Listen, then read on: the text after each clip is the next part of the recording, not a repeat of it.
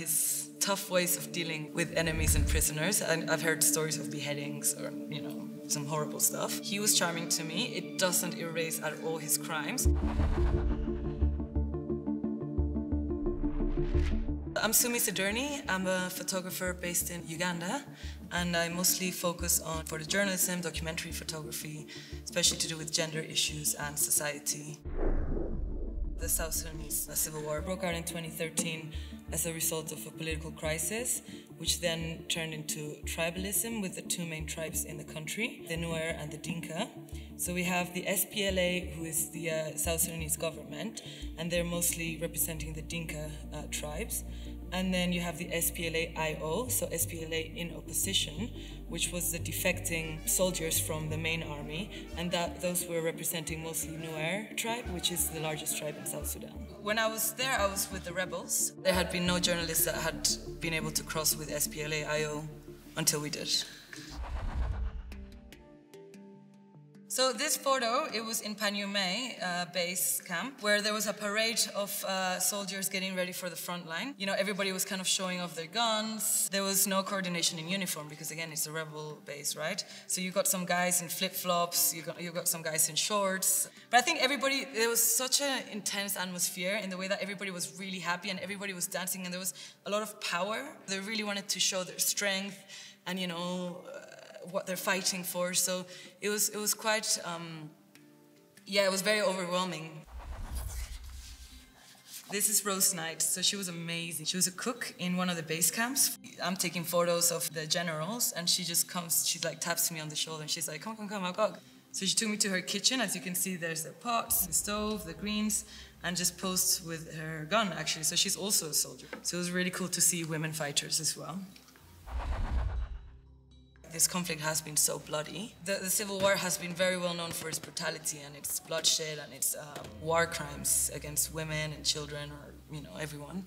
So of course that was in the back of our head, thinking of the worst scenario that could happen. When we met Moses Lokujo, who is a well-known SPLA-IO general, who is known for his tough ways of dealing with enemies and prisoners, and I've heard stories of beheadings or some horrible stuff.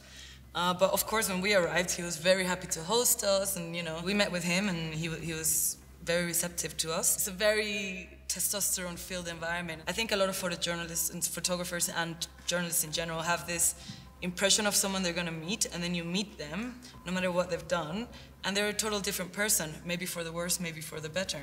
He was charming to me. It doesn't erase at all his crimes. I've always been aware of acid attacks on women, right? Especially in other countries. It just happened one day that I opened the newspaper and there had been an acid attack in Kampala.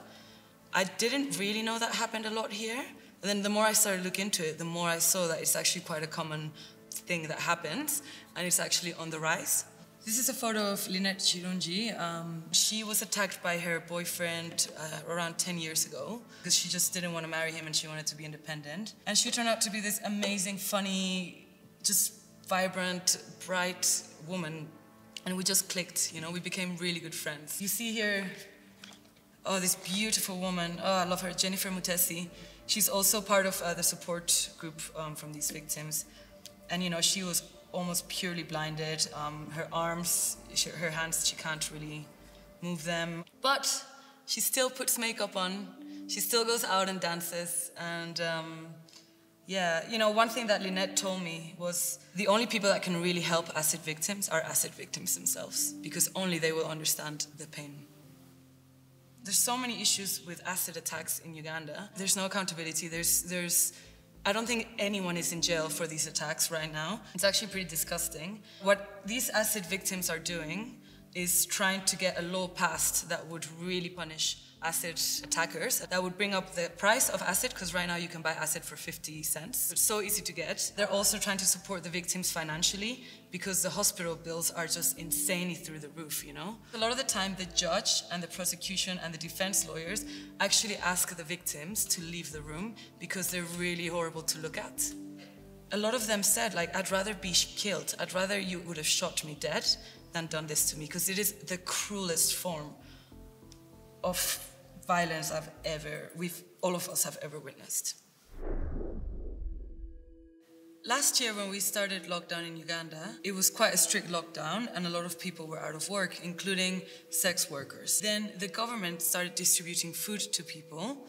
However, local leaders in each of these sex workers' communities would kick them out of the distribution list. So sex workers were not allowed to get any of the aid, any of the soap, any of the food, anything that the government was providing. It was just discrimination against what they do. So what? It's their fucking job, just like we have other jobs. Why should they be discriminated against? They're just women trying to make a living to support their families.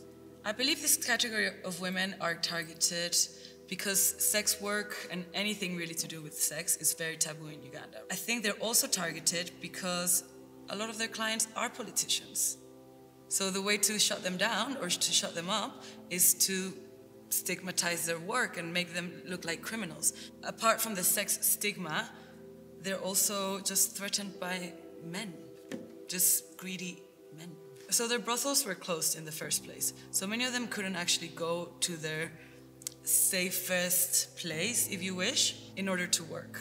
So many of them then resorted to less safe ways to look for clients, going in the dark on the streets after lockdown. What I want to do is hold people accountable. So I want to hold governments accountable. I want to hold wrongdoers accountable. If somebody can look at my photos and say, I've been through something similar, or thank you so much for raising this issue, why don't we have a chat? If I can encourage conversation, that's already good enough for me.